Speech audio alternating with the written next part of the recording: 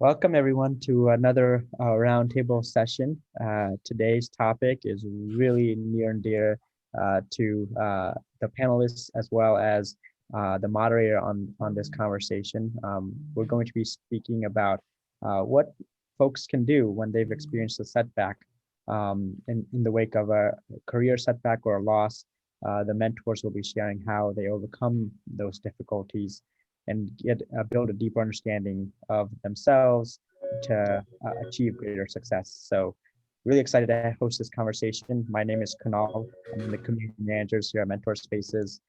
We have a great panel here today discussing this topic, and we're really excited to get started with this conversation. Before we kick it to Randy, who will be moderating the discussion, I wanted to say we will be recording this talk in discussions. So if you aren't able to, or one of your friends isn't able to attend, feel free to share this with them after this conversation, and it'll be posted in the community. And then one other note is that if you have any questions or comments that you want to share during this conversation with the mentors, feel free to raise your hand or post your message in chat, and we'll get to your questions as they come up in the conversation. So with that, I'll go ahead and pull up a quick little 3-slide presentation introducing the panelists here and pass it over to Randy for his introduction. Randy, do you want to take it over? Absolutely. Thanks, Kunal. As always, doing an efficient job getting things set up.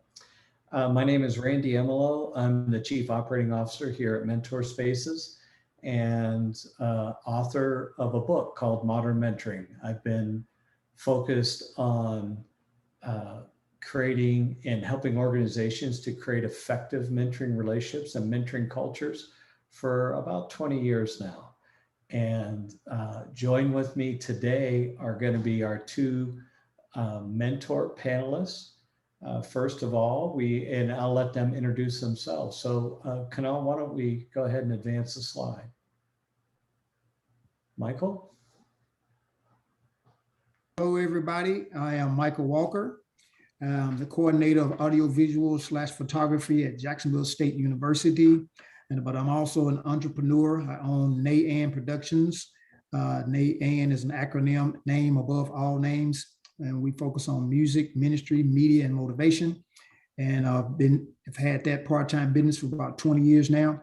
And just excited to be a mentor. We already mentor people, students in particular. And I get a couple of grad students every year. And I just love pouring into them because I remember when I was in college, nobody really poured into me. So I give them advice, from financial advice to life advice and business advice and career advice. So this is why Mentor Spaces really intrigued me about joining up. So that's a little short synopsis of me. I'm from Cottage Grove, Alabama, which is in the country and rural. It's a real rural county in Alabama. Came from there, and 5 siblings. I got 3 brothers and 1 sister, and but I'm also working on my MBA, so pretty busy from work, business, and school. And we also have Ayanna. Did I say that right? And she's joining us today. And if you would, take a few minutes and tell us a little bit about yourself, Ayanna. Yes, absolutely, Randy. Thank you so much for having me today. I'm new to Mentor Spaces as a mentor, but I'm not new to mentoring, and definitely not new to being in a mentoring relationship as a mentee or mentor partner, as some people would refer to it as. I am Director of Diversity and Inclusion with Compass Group at Microsoft. I've been in that role only a short time now, about 8.5 months, since October of 2020. And prior to that, I was mainly an academician, a researcher, and worked in a law firm as Director of Operations and Human Resources. So I had obtained a Senior Professional of Human Resources certification. I had obtained a PhD in Industrial Organizational Psychology and done a lot of research as it pertains to executive minority career development and things that are relevant to mainly, particularly African Americans, as it is relevant to work and the job field, but had not yet gotten a position specializing in as a director of diversity and inclusion. I do, however, have my own consulting practice, and that's where you see the strategy, the specialization, the training, and the sourcing come in, where I have obtained contracts in that work as it pertains to diversity, equity, inclusion, and justice. And so the span of my career is really about 20 or 21 years, if you will, right out of college. I graduated Hampton University, an HBCU in the Virginia area, Chesapeake Bay, in 2000, and then matriculated immediately into a PhD program where I got a PhD and a Master of Science en route to the doctoral degree. And while I was working on my PhD, one of the parts of my story that you'll hear today is about a setback where I actually ended up having to kind of veer off course and get an MBA, trying to get a job that would sustain me in terms of income, because the PhD was a rocky road. So I'll tell you more about that whenever the question comes up, but essentially I have 5 graduate degrees that I obtained prior to where I am now. And so part of that is a rebounding type of impact of trying to, get back up on my feet and get a job that was relevant to me and the career path that I had chosen en route to getting the PhD. Great. Well, thank you so much, Ayanna. And we are going to start with that seminal question. Now, the reason that we chose this topic is that a lot of times when we experience difficulty in our career journey, we are quick to put labels on it. And instead, there might actually be a bit of a silver lining in that halt or that pause that happens in our career path. So today, I really want to dig in and explore that from an experiential perspective. So the question is, what was the most significant career setback or loss that you've personally experienced? And Ayanna, since you already kind of teed us up, why don't you jump on that one? And then Michael, after Ayanna shares, then you can share. Sure. Well, I'll try to make a long story short here. So one of the requirements relevant to the PhD was completion of an independent research proposal, which got you the master's degree, like the master's thesis equivalent for people pursuing the doctorate. And part of that process requires you to elect a committee of associates in the who are professors who review your proposal and then advance you to the data collection phase of that project.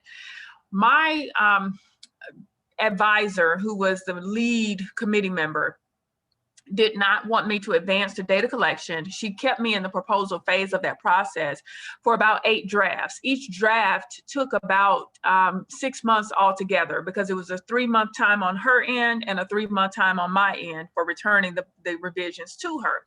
So imagine the span of time that was taking place in between these drafts and getting 8 drafts altogether with 6 months in between each draft.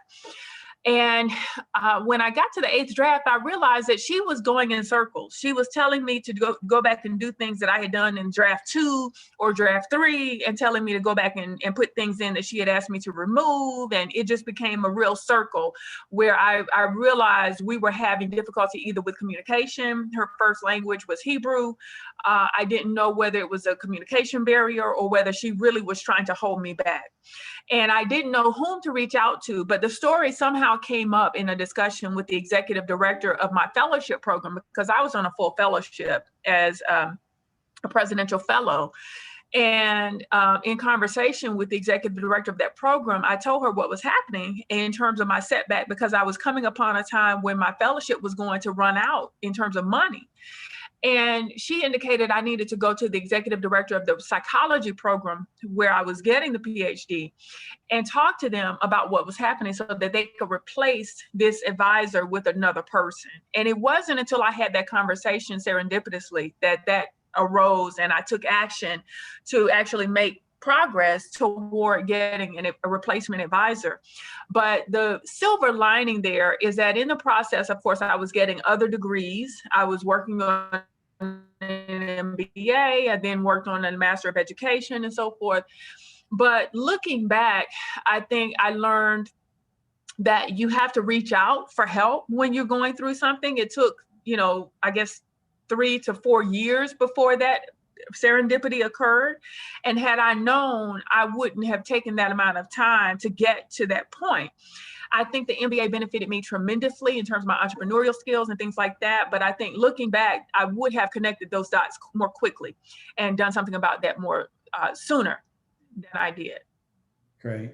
Thank you so much for your story. And we'll dig in a little bit more about lessons learned. But, what I'm hearing you say is that you ran into this barrier, and what you realize now is that you spent too long laboring with that difficulty without raising it to the attention of somebody else to even check your own thinking. Is this right? I mean, is this normal? Does this, is this the way Right. this is supposed to be happening? Right. And, so again, a lot of times, if we are not in the know about how processes are operating, it can be very difficult and frustrating, and sometimes just connecting and raising it, having a point of escalation and raising those things in a timely manner can help save a lot of frustration. Thanks so much for sharing that. Michael, how about your story? What was one of the most significant career setbacks or losses that you've experienced? Oh man, I guess one of the most ones, the first one that comes to mind, I've had some setbacks in life before, but one that comes to mind to me is once I graduated in technology, electronics technology, and I began to work in the nonprofit sector. I wasn't even working in my field. So I worked in nonprofit for a child abuse prevention agency for about 6 years. And so right at the end of the 6th year, we got a new director that came in, and for some reason we didn't click there after about six months. And so to make a long story short, she fired me. And so I thought about it, and then I said, okay, I'm fired. Then I went home, thought about it, prayed about it, and I said, no, I'm not going to accept this. I don't want this on my record. And so I go and I say, hey, I would like a meeting with the board, in the board. I don't want this firing on my record or whatever. And so this person agreed to that, and we're in this board meeting, and it's one of the shocks of my life. It's like the whole board turned on me. And I had been working there 6 years, and this person had been there for 6 months. And it's like they knew my work ethic, and all of a sudden they took what this person said to heart. But instead of me getting mad when I saw everybody was just against me, I just sit back and listen. I said, okay, what am I going to get from this? And so I just told them, hey, I'm just here for you to accept my resignation instead of me being fired. And they agreed to that. But it was really a shock, and it instead of me getting really, really mad, I saw it as like, it's time for me to move into my field. I've been out too long. And that's what I did after that. But that was one of the shocks and setbacks of my life, just being fired, and just like, wow, man. So you have to move on from things like that, And so that's one that comes to mind off the top of my head. Yeah, and thank you so much for sharing that. Again, I appreciate the vulnerability that both of you are putting on display. It's really difficult for us to talk about personal struggles in our career, but what's the benefit of doing that? What's the benefit of sharing your story today? What are you hoping that people get out of it? Either one of you can answer that. Well, is that setbacks you got? I've learned that you have to know that they happen. It's just like life. Things, it rains on everybody. Just because you are a CEO or whatever, if it rains, that affects everybody. And there are setbacks, storms, adversity, disappointment, all these different type of things, they happen. And once you realize it, if you go into a business, if you go into a career knowing that, hey, setbacks can happen. These things are capable of happening. Once you realize that, then you can move on. Because I sit back and thought, you know what, these type things happen. I'm not the first person that's ever been fired. This has happened before to somebody. And so you can keep looking forward, knowing that, it's going to get better. I'll find a new job, or I'll find a different career, whatever. But you got to keep moving. So you learn those lessons when things like that happen, instead of just crying and just saying, oh man, oh, why me? You just have to keep the thing moving. Now think of it like storms. I remember I learned a lesson from driving in a storm one time. It was pouring down. You couldn't even hardly see in front of the car, and this has happened to me a couple of times. But what you do is you slow down, and then the next thing you know, a few miles up the road, it's clear. And that's how it is when setbacks happen. It looks stormy right now, but if you just keep driving, even if you have to drive a little slower, things will get better, and you'll learn from that. Great. Thank you so much, Michael. Ayanna, what's adversity taught you? Well, it's taught me that I am a resilient person, number one. And as Michael so eloquently stated, the analogy that he used is just so poignant, because you have the opportunity during a setback to slow down and to engage with your own self, to really explore what it is you want. What was the original goal that you intended? And is that still what you're desiring? And if so, is there another avenue that you can pursue to get there? Somebody wise also told me once that your life is not always going to go in a linear fashion. You just don't go from point A to point B in a straight line because that's the shortest distance. In most instances, you have curvilinear relationships, you have a lot of dots along the way, but somehow when you get to where you're trying to go, you'll look back and those dots will connect. So there is value in the experience that you're having in the valley, so to speak. And you have to find out what that value is for yourself. I can't say it for you, but you have to figure that out in the valley. Slow down and take it in and try to reassess what the original goal was and find your way there no matter what. And don't let anything deter you from the goal itself. Maybe that path to the goal gets put on the back burner, but the goal itself is still in mind and you'll still get there in the final analysis. Great. I appreciate those shares so much. I think I'm going to jump in with my own story, if you don't mind. In my early career, I was in the military, and I had 8 years into a 10-year hitch in the military, and I encountered extreme difficulty. I had a boss who I thought was out to get me. And a lot of it had to do with leadership style. His leadership style was very much command control. And he used to pull me aside and tell me things like, this weekend, instead of letting your troops go home, you have to keep them here and PT the shop, clean things up and repaint the shop instead of letting them go home and be with their family. And I would say, why would we do that? We can do this during regular work hours. And he would say, to show them who's in charge. And I would say, I really don't believe in that philosophy. And this is, I was a part of, a sea change that they were trying to make, so to speak, in the Navy at the time, to bring in a different type of leadership, one that's more facilitative and less command control. And I think myself and my contemporaries, we all paid a price for being those change agents to come in and speak to those in power and basically try to bring in a different way of doing things. Well, long story short, I ended up getting in some trouble by cutting a few corners to get a job done. And my boss decided to teach me a lesson and take me to captain's mass, which is the military justice system, for having cut a corner. And it was a big, long, drawn out ordeal. And at the end of the day, they gave me a warning not to do it again.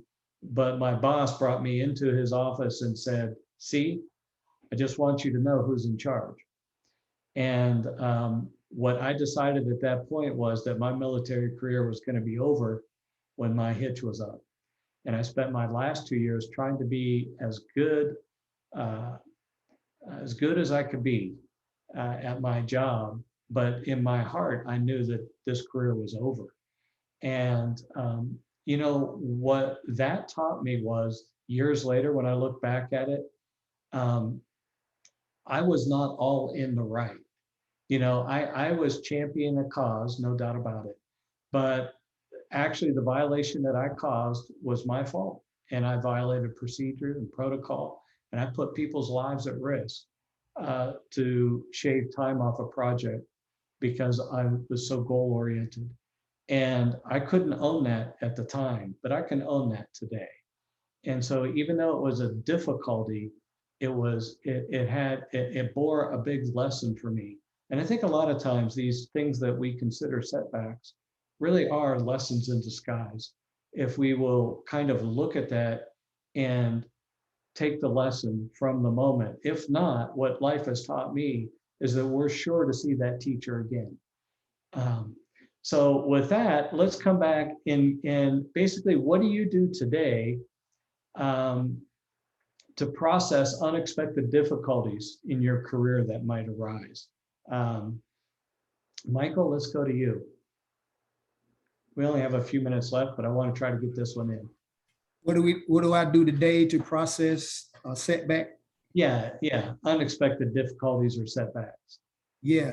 Well, like I said before, and also kind of what you were saying, I assess the setback and be willing to do something different. And then, did I cause it? Because I'm like you, I've messed up. I've done some things. When I look back at it, like I shouldn't have done that. So I kind of assess that and see, and then I'm not afraid to ask for help now.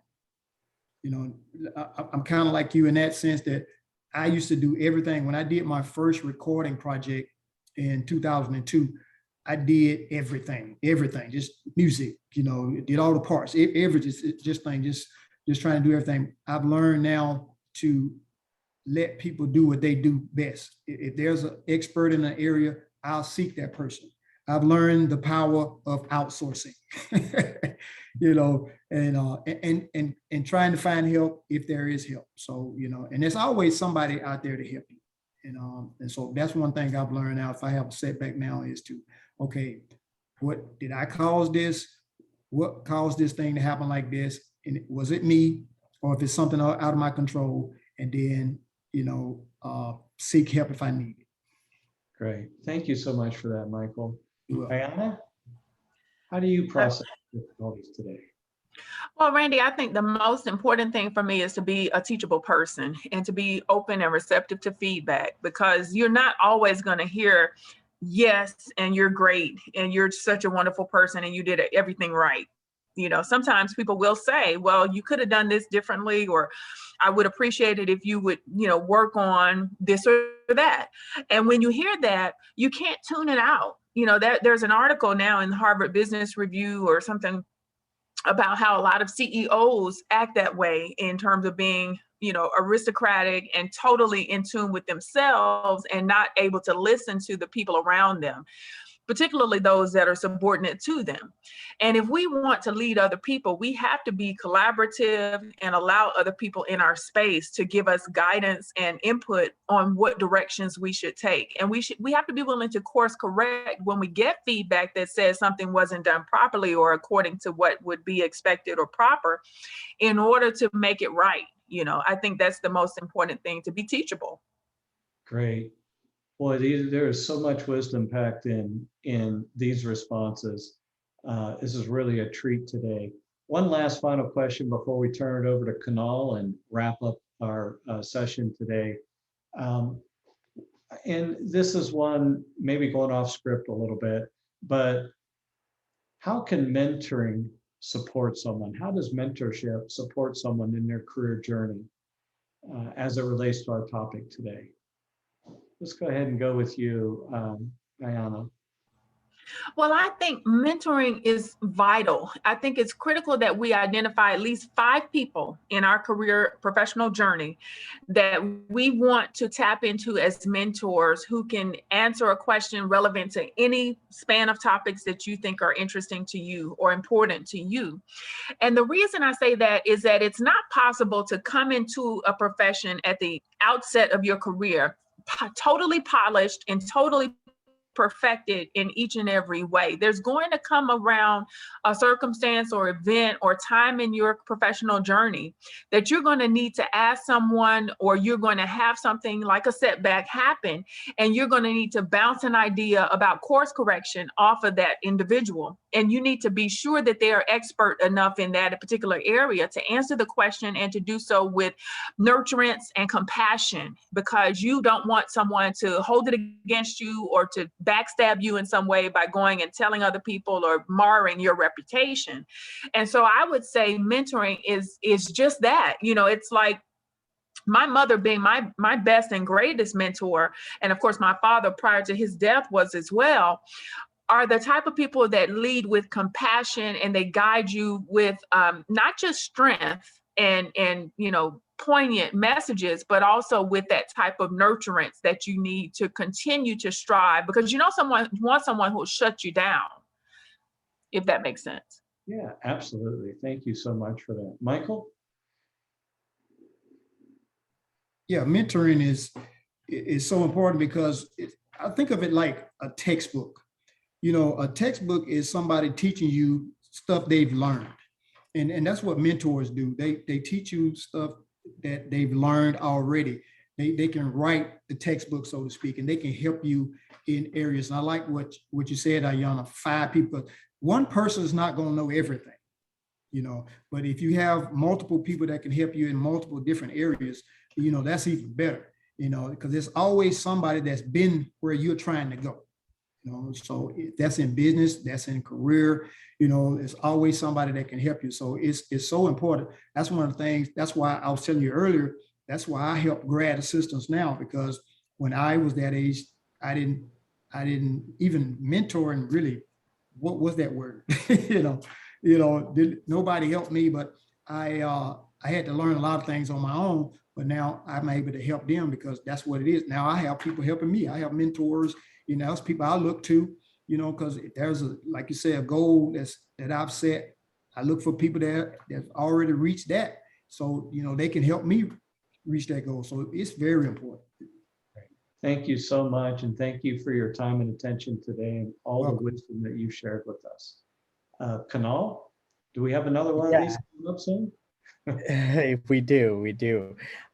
Thank you both for sharing your perspectives. I mean, this was a really awesome conversation.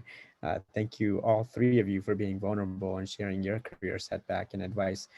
We had one question come in from the audience. If one of you wanted to provide any perspective or advice to Nora, she asked, you know, what if you come to a point when you are asking for help, but people don't seem to want to help, and then you come to a point where you feel like there isn't a need to keep on asking.